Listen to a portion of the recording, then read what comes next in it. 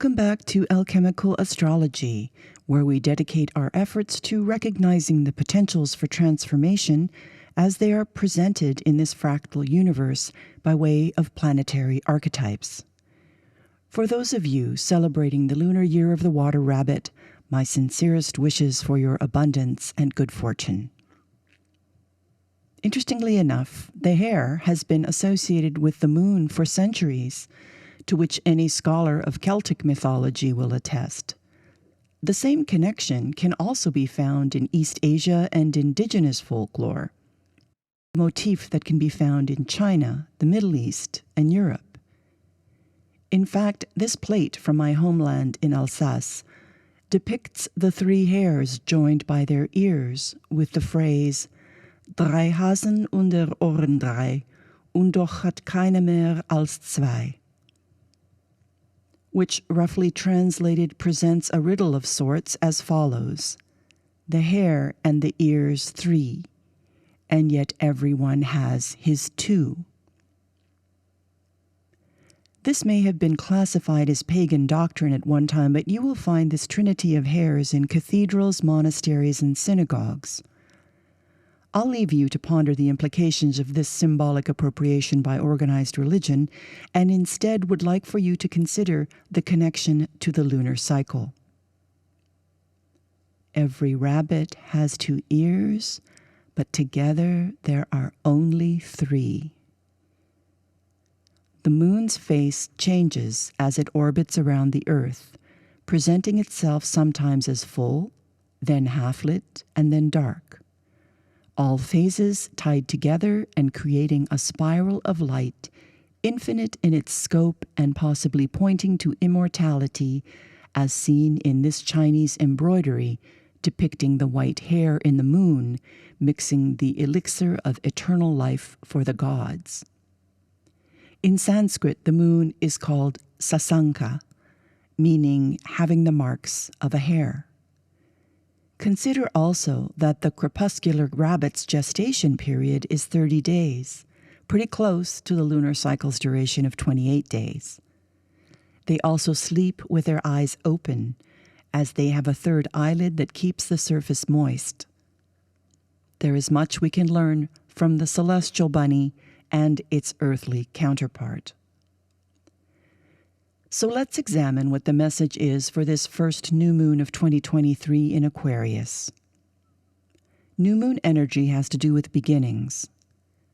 Stating our intentions as to what we hope to achieve in the days to come is a useful habit to cultivate during the new moon phase. Mark the 21st on your calendar and then look back 6 months from now when the full moon presents in Aquarius to see how many of your goals were brought to fruition. This moon in the sign of the water bearer is particularly potent for this exercise for a number of reasons. As you can see in this chart calculated at the time of the new moon from my location in Toronto, Canada at 3:53 p.m. on January 21st EST, there are 5 planets in air signs with a stellium in Aquarius. The winds of change are blowing, and with Uranus going direct the next day, all planets will be in direct motion for the next 3 months. This is fertile ground for taking proactive steps towards an objective encompassing the big picture and community spirit in its scope. This would line up with the Aquarian energetic template as it points to where the gold lies in the chart. Now I'll explain in detail where the alchemy comes in by way of planetary transits, particularly the Venus and Saturn conjunction, Mercury square Jupiter and Chiron, quincunx Mars and trine Uranus, and finally, the Sun conjunct an out-of-sign Pluto. In so doing, I hope to assist you to best frame your approach in planning your future. Venus is about relationships, resources, and where we find our pleasure. When she emerges as morning star in Aquarius, you will find an individual who has this natal signature tends towards tastes that are unconventional and eccentric. An Aquarian Venus won't fall for traditional approaches to romance, and to some she may come across as aloof or cool in her affections, as this is a fixed air sign, so intellect reigns supreme. She also values her freedom and will require space for self-expression, but she will offer the same privileges to her partner. In traditional astrology, Saturn is the ruler of this sign, and he represents restrictions, rules, and authority. With Venus in his domain, this would translate into some form of isolation or separation from a partner. In some cases, it could express as a fear of rejection. If the foundation is solid, however, this could be a reinforcement of commitment, but you can expect some form of testing of established partnerships with emphasis on boundaries. This will be all the more relevant with the Sun conjunct Pluto aspect. The Sun is our life force and where we shine. Pluto purges and flushes out what is buried in order for something new to be birthed. In alchemical terms, this is referred to as the negredo phase. When the life-giving luminary lines up with the god of the underworld, you may find yourself confronting people or situations that trigger a power play. What gets a little tricky here is the fact that the Sun is at 1 degree Aquarius while Pluto is moving towards an anaretic degree of Capricorn. So they are in different signs and different elements, one air, one earth. What ties them together is they are both in Saturn's traditional domains. The lead is firmly planted in this dynamic, but so is the potentiality for massive transformation. The question to ask yourself is this: are you ready to surrender to the dismantling of structures, Pluto in Capricorn, to allow your authentic spirit to shine through unhindered by old frameworks? The Sun and Moon are at the same pivotal degree of Aquarius, so you can bet there will be some emotional processing, and that ricochets our attention back to Venus and Saturn. The albedo, or whitening phase, is described in Jungian terms as the unconscious contrasexual, the anima, Venus, and the animus, Saturn. The job to be done here is to identify the projection of the opposite gender to arrive at an internal balance of the polarities. As Venus is the ruler of the first decan of Aquarius, the benefic energy works in our favor since she is moving upwards to meet Jupiter while Saturn is descending towards the horizon. This brings us to the third phase, citrinitas, or the yellowing, that facilitates the dawning of that spirit's expression from a place of wholeness. Here's where Mercury takes center stage, as this is the solvent by which the transformation is made manifest. Given the number of aspects I listed involving Mercury, you can see there is a series of steps outlined in the sky that are offering clues.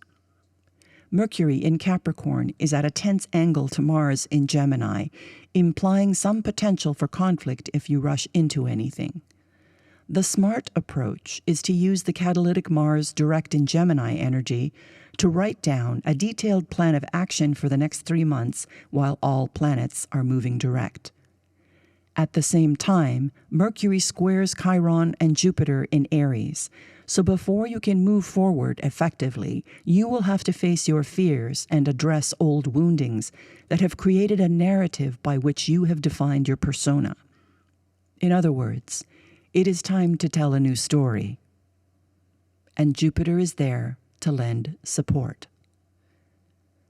Finally, with Mercury trining Uranus, the modern ruler of Aquarius, be prepared for some eureka moments now that you've opened yourself up to new possibilities. Mercury is in its Promethean expression, the sign of the rebel and the bringer of fire. Light yourself up with this alignment that favors the brave. This is further bolstered by proximity to the fixed star Altair in the constellation of Aquila, or the Eagle. It is a star of bold action and success for those brave enough to take risks and stay on track despite adversity. If you're in need of a little courage, look to the plant kingdom and give yourself a dose of sunshine with a cup of Elecampane root tea. Mixed with ginger and marshmallow root, you have a cure for the gray days of winter and a reliable phlegm buster if your lungs start clogging up with flu season in full force. Much like St. John's wort, which also has bright yellow blooms, the Elecampane is associated with the sun and will revitalize you in the dead of winter here in the Northern Hemisphere. Amethyst is the stone associated with the month of February and grants a feeling of tranquility that makes planning for the future a lot more manageable, so have a piece on hand if you're in a place of overwhelm. Lastly, the tarot card associated with this new moon is the Five of Swords. Swords represent air, and the picture is communicating some form of battle that begs the question, are you looking to win at all costs? Or can you put your differences aside and find some form of compromise that will appease both parties? I'd say this reinforces the need to choose our words carefully if we are to achieve the final phase in the alchemical process known as rubedo, the red lion. In closing, I'll leave you with a poem by Octavio Paz called A Broken Water Jar, which encapsulates the Aquarian essence. We must sleep with eyes open. We must dream with our hands. We must dream the active dreams of a river seeking its course, the dreams of the sun dreaming its worlds. We must dream out loud. We must sing until the song sends out roots, trunk, branches, birds, stars. Sing until the dream begets and the red wheat of the resurrection is created from the rib of the sleeper.